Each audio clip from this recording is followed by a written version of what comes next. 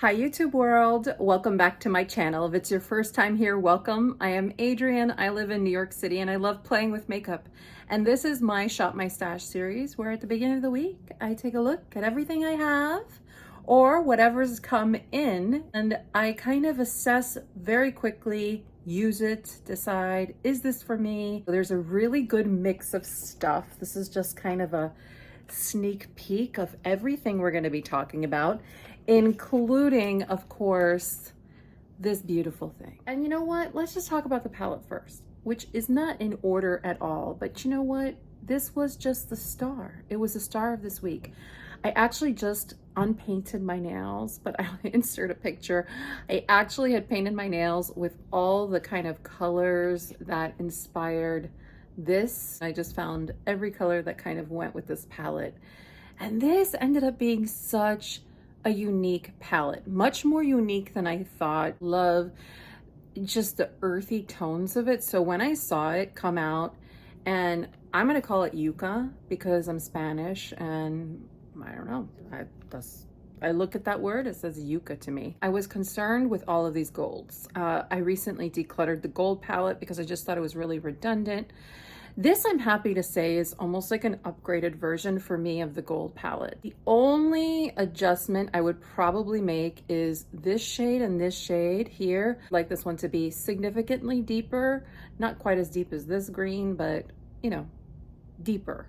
And this one here, I would probably have made it go like a little bit more mustard leaning.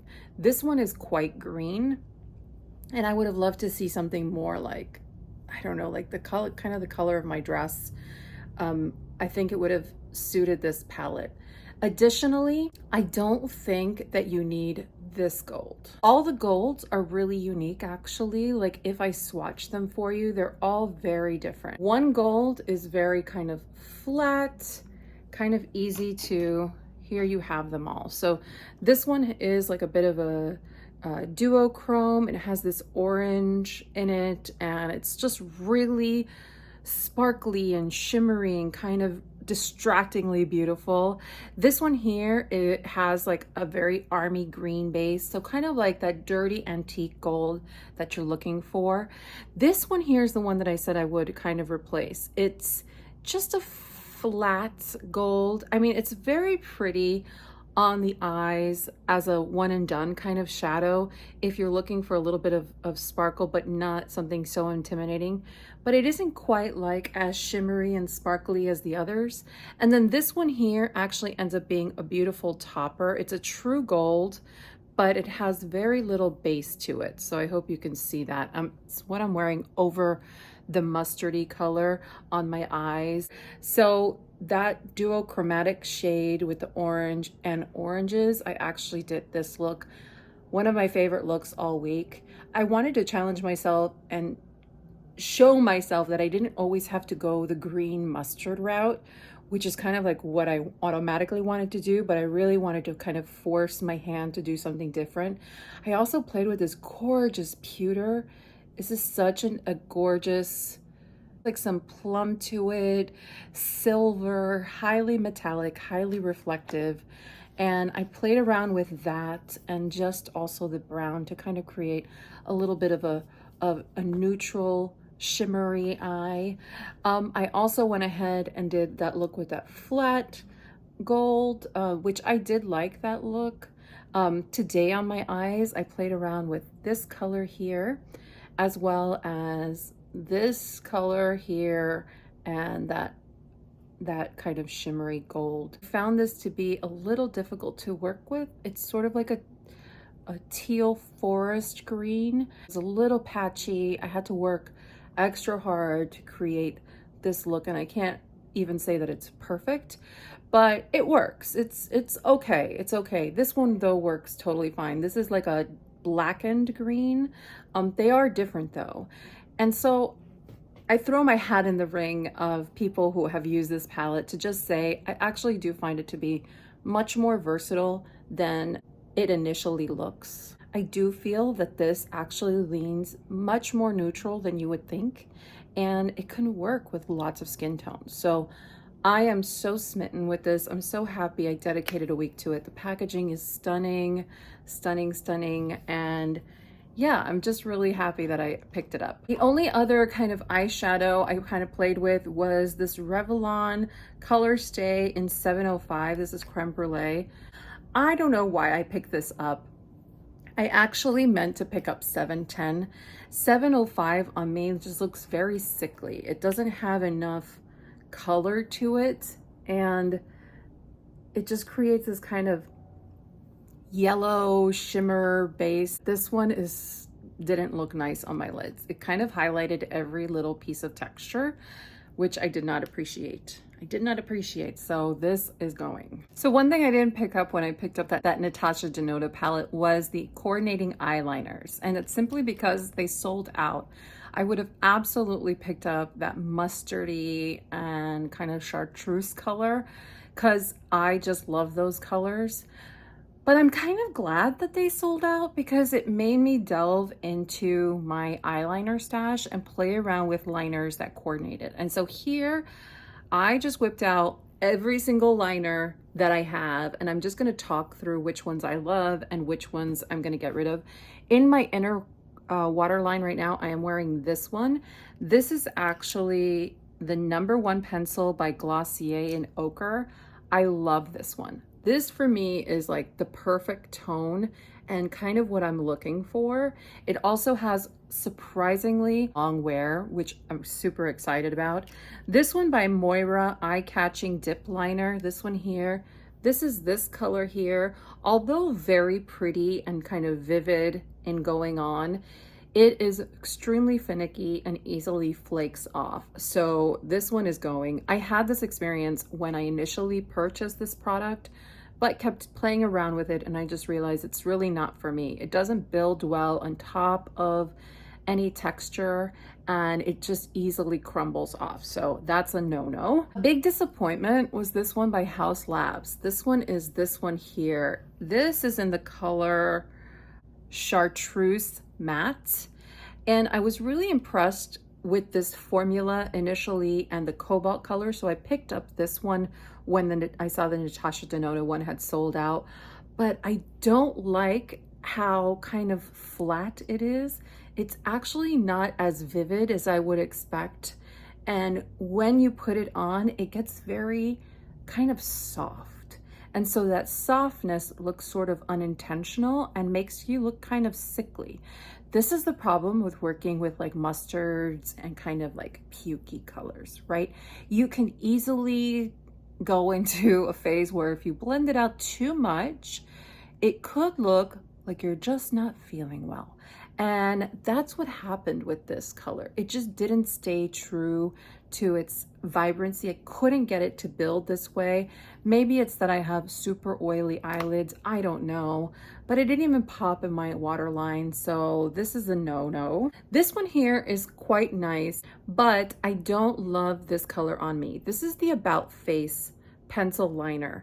This one also is the About Face pencil liner. So the green one is called, so this one's called Eternal Sunshine. That's that yellow. And this one's called Call Me Crazy. I really do like the formula of the About Face liners. So even though I'm not the biggest fan of this in my waterline, I am gonna keep it around for right now because I think I might still be able to have some fun with it. So I'm gonna keep this. I definitely love this one though.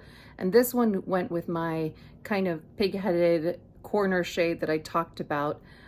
It helped me fix it a little bit. And so yes, I appreciate this color. This one by Colourpop is called Extra Frosting. It's this color here.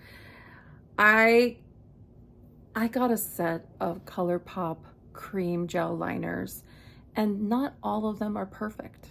Not all of them are perfect. This is a perfect example. This is supposed to be this type of yellow, and it's just this weird white color. So no. Last but not least, I picked up a Makeup Forever pencil because I love them so much, and I picked this up in Boundless Bisque. I wanted this to brighten the inner waterline, and that's this color here. And I picked it up to replace this one. So this is actually an Urban Decay 24/7 liner in Walk of Shame.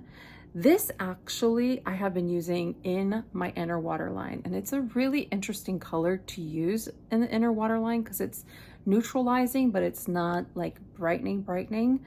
The thing is though, I've had it forever, and I feel like this with a light hand does what this one can do. So I'm gonna let this one go. And all of these, by the way, are like very like, they stay put. One of the things that I did this week was literally try products that I felt should go head to head. Every day I tried different products on one side of my face versus the other that I thought were very similar. And so mascaras were one of them. I put head to head the Tower 28 mascara, which I've had open and have been using and have kind of evolved my opinion of, and so really wanted to put it head to head against the Lights Camera Lashes. This is in special packaging from Tarte, which I've been loving. They did basically the same thing.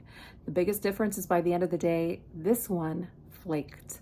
I had all these little black little speckles all over my cheeks, and so this was a really easy decision to make. I mean, I have been on a journey with this mascara from feeling like, it's okay, to, ooh, it's really pretty, to now, like, it might be really pretty, but if you dry and kind of flake off, that's a no-no. So I'm gonna let this one go, and this one performed so well, so beautifully. I have it on my lashes now, and I think it's a great mascara. Don't sleep on the ones that have been around forever. They're around forever for a reason. Another head-to-head that actually didn't manifest into me letting go of either. I recently received the Hourglass Ambient Lighting Bronzer in Diffused Bronze Light. This had been on my makeup wish list for years. I love my Ambient 4 palette, and I have used up the bronzer. And there is something really special about the Hourglass bronzers, and this one has not disappointed. I just think it's such a dream to put on. It just blends into the skin, gives such a nice color. It's not obvious, it's not glimmery, it's just really beautiful. So it is absolutely an investment piece for me, but just one that I know I've really wanted for years and years and years, and I finally let myself buy it. So yeah, I love it. I love it. And I put it head to head with one that I thought had like a similar glow, but it's a totally different tone, completely different product. And I love this product for different reasons. This is the Haus Labs highlighter in Chocolate Opal. I love this. I love using this as bronzer. I really love using this as bronzer when I already have a little natural color in my skin. It's beautiful color. It's so unique. These Haus Labs products are so super unique. I had alluded to the fact that I was a little over loose powders, and so I went and put my Halo Glow Elf setting powder against my Moira Set and Correct finishing powder, this one here. I have to say, this is perfect. This is perfect. It's not messy, it's slim. This one's messy. I didn't see a big difference between the two, and I just rather have something like this. Like, this is just perfection. This is from Illamasqua. It's their powder blush in Naked Rose. This blush here. If you touch this blush, there is nothing out there that can compare to the feeling of touching this blush. It literally feels like you're touching silk. I don't understand the product, and I used to love this. I used to wear this all the time, and I feel like I didn't even make a dent in it. I've had it forever. I put it head to head against Heather Pop from Clinique, and dare I say, I much prefer Heather Pop. I just feel like this brings so much more vitality into my skin. It's so much more flattering on my face. This one just felt like it was sitting on my skin. It didn't melt down. It didn't perform the way that it used to, honestly. And maybe again, it's that I've had it for ages. Truly the same color, except that the Clinique has a slight bit of sheen to it. Nothing glimmery, nothing obvious. It's just more of a satin formula, whereas this one is truly a matte formula. I actually had the Lorac eyeshadow primer go head to head with my Smashbox Photo Intensify. The winner, Smashbox, by a mile. I have used this one in the past. I've used it with other formulas and it seemed to work well, but with Natasha Denona, this one just outperformed. I focused on brow gels, like tinted brow gels. I went up M Cosmetics, this little tinted, what is this called? This is the Micro-Fluff Sculpting Brow Cream in Universal Taupe. This one here, it's one of these little brushes that's like micro fine and it grabs every hair. So I do like the experience of putting this product on. And I'm thinking maybe if this were in a darker color, Universal Taupe, I think is just too light for me. I actually much prefer the Colourpop Brow Boss Gel in dark brown, this one here. This one has one of these little micro brushes and I just find that it fills in my brows perfectly. I even like this better than the Gimme Brow by Benefit. So head to head, I preferred this. This is at a third of the price of this, a fourth of the price of the Gimme Brow. This was a little surprising. I picked up the NARS Light Reflecting Eye Brightener in the shade Night Swan. It's this here, beautiful glass container. This just recently came out. It's this creamy under eye product. It's what I'm wearing under my eyes right now. It's the only thing I'm wearing and I love it. I love it. And I put it head to head against my original love, which was the Smashbox Becca Under Eye Brightener in Light. Now I've had this one forever. You can see it is well loved. But going head to head, I put the same amount of product of both and I just found that this color is so much more flattering, so much more natural. And this one is just still too emollient. I mean, you could see it there. It's so kind of near greasy. Maybe if you have dry under eyes, I just don't. And even if I apply this really light-handed, it just creases immediately, pretty immediately. Whereas the NARS doesn't crease. It hasn't creased on me. If you're looking for an eye brightener, you've always felt like that Becca might be a little too pink peach, try this one. It's very interesting. It has different shades too in the line. More cheek products that went head to head.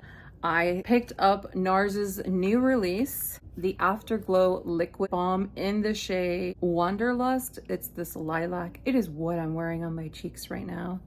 This is gorgeous, gorgeous. It comes in a beautiful packaging, has the color indicator on the bottom. Stuff is so nice and it's very forgiving. So it has this chunky doe foot and you just kind of put it on and you see it comes on pretty vividly. But as you mix it, you see it's a very gel, smooth product. A little goes a long way. You can keep building up on it and it ends up having this beautiful, just dewy effect that's not dewy. It just ends up having just a nice healthy sheen. I put quite a lot on today so that you could see it. It's the end of the day, so I kind of like reapplied it. But it wears well throughout the day. And I kind of felt like, this reminds me in color of Drama Class from Fenty. So this is the Fenty Cheeks Out Cream Cheeks. And this is Drama Class. Now you would never think this color is the same color, but it is. And I'm wearing it on this side. This lilac, when you blend it out and on the cheeks, is essentially the same color as this one. So I've had this one forever. I prefer the way that the NARS sits on my skin. The Fenty one is a little splotchy. It's a little bit splotchy. Again, I've had it forever. Whereas the NARS is just so smooth. I do love these Fenty blushes though, and I do recommend them. Last on the cheek front, and this one did not go head to head with anyone, but I love it. I love it so much. It's the new Makeup by Mario Soft Pop Plumping Blush Veil and Barely Blushing. This one here. This is just like the creamiest, softest formula. It's really, really beautiful. I like to put it on my skin, kind of like just with my finger, and then I will tap it on my skin. I thought that this was gonna be a formula more like the Skin Enhancer, the bronzing formula, which I really love of Makeup by Mario, but it's actually quite softer.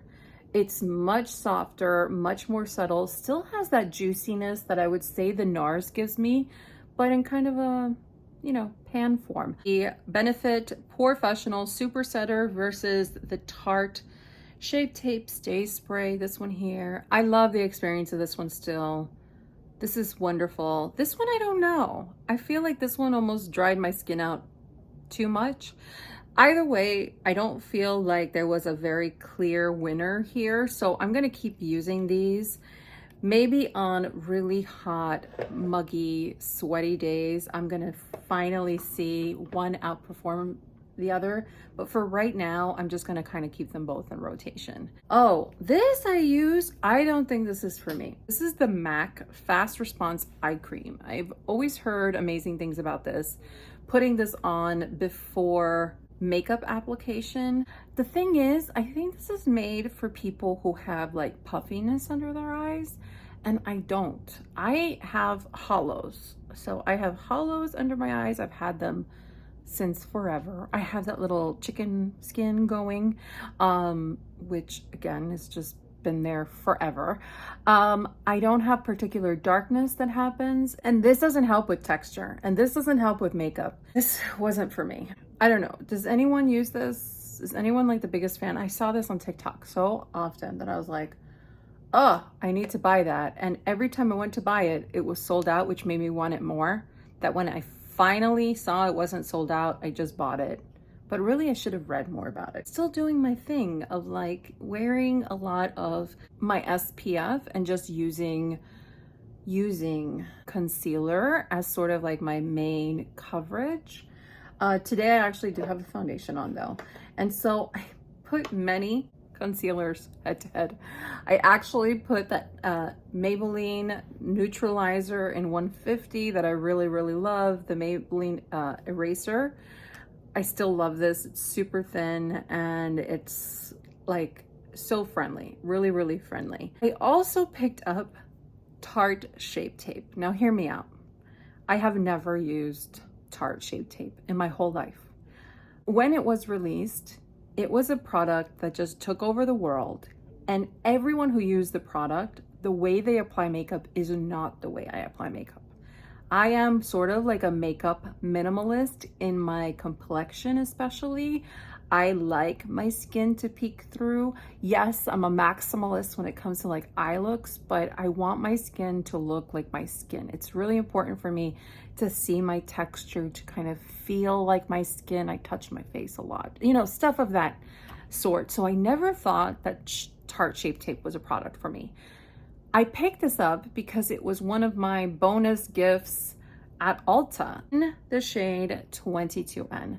This color is a killer match. It's great match on me. And dare I say, this is great.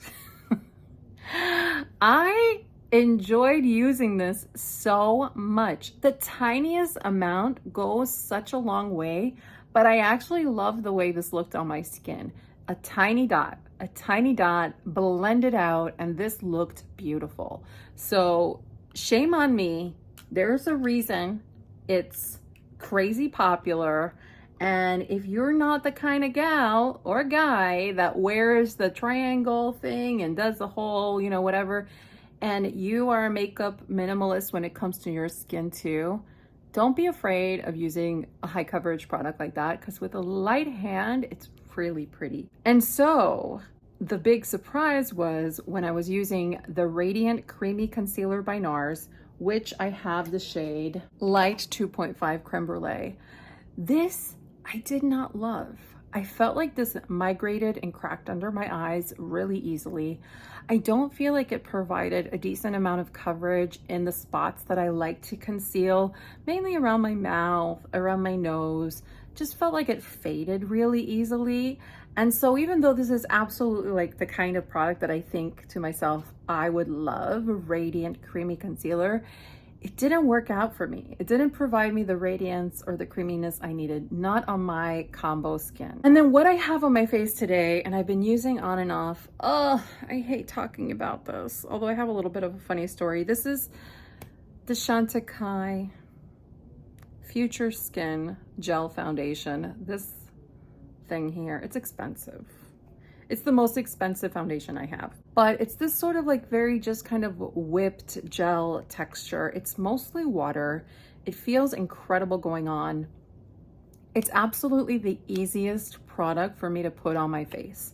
Like I can moisturize, put my sunscreen on and just go boop, boop, boop, boop, boop. Put it on as though it's moisturizer and it does beautiful things to the skin. It sits on the skin so pretty. It actually dries down really well and creates closer to like a matte texture, but like a natural matte texture. And I like that. I like that because sometimes, especially in the summer months, when I'm using a product that's like this, like super light and easy to put on, the product goes on that way, but then it kind of just stays a little too dewy. And I feel like, oof, as I'm walking around the city, running errands, doing stuff, it's melting off my face. And by the time I get home, I don't even see remnants of having worn foundation. Whereas with this one, I feel like it really stays put. It controls my oils. And so I do think it's a pretty incredible product. In fact, I think when I initially talked about it, I went on and on about it, and I begrudgingly went on and on about it. And I did not realize that my mom saw my video. And so my mom bought the Chantecaille. And so my sister just got down to Florida and she's like, wow, Mom, your skin looks so good. My mom didn't want to tell her what she put on her skin. And my sister probing, she's like, what is it on your skin? And my mom showed her. And so my sister, after because my sister is a little bit of a spendthrift, she after freaking out over the price, she's like, why did you buy this? She's like, because I saw your sister talk about it in a video. I felt so guilty because then I had my sister call me and she's like, you're making Mom buy expensive makeup. But I really am not. I hope you all know, like, I won't talk about a product that is very expensive often because I wouldn't invest my own money in it. It just makes me uncomfortable.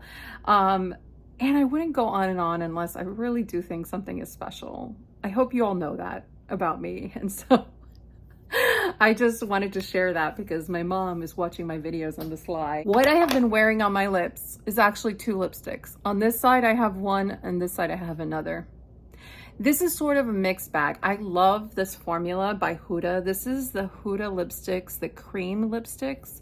I have loved Money Maker for a long time. Money Maker is what is on this side, a little more brown. And I waited a long time to pick up another color, and I thought Sweet Cheeks was going to be that color. And when you look on the Huda site, you'll see like the swatches. There's like kind of browner and pinker swatches, and then you can see what falls under mid-tone. And I really thought that Sweet Cheeks was going to be really different. It was going to be much more pink, and it is definitely more pink. I hope it hasn't been distracting this whole video. But I guess I'm a little disappointed that it's not as pink as I thought it was going to be. That being said, I feel like Money Maker has been around for a really long time in my collection. So this one that's a little bit more peachy, I'm going to keep around. That's Sweet Cheeks. I'm going to declutter Money Maker, but it isn't because I don't love Money Maker. I love this formula. It's just a very hydrating, creamy formula. So if there is a color that you like, that you can find, I would highly suggest it. Okay, I took that lip combo off because I wanted to show you this one. So I picked up a Pat McGrath lipstick. I had not tried Satin Allure formula, and so I picked up Veiled Rose because I have this commitment to myself to pick up pink. And it's a pretty color. I'm not organically a pink person, so it takes more effort for me to wear pink. So that is Veiled Rose. It's a very comfortable formula. It's a satin formula. It doesn't have a scent. The packaging is super cute. I'm definitely gonna keep it. It is a little bit of a warm pink on me, but I can make it a cool pink with the right liner and also with the right eye look. I wouldn't, although it doesn't look terrible with this eye look, I would probably wear this with other stuff, but I like it. I like it. Is it a spectacular formula? Is it a mind-blowing formula? No, no, no, no, it's not. Drugstore lipstick and this go head to head. Drugstore lipstick might win. Other lip combination I wore this week, I wore it in this shot here, was my Lisa Eldridge Velvet Midnight. So that's this crazy dark color here. But if you kind of like wear it blotted, you get a really nice color from it.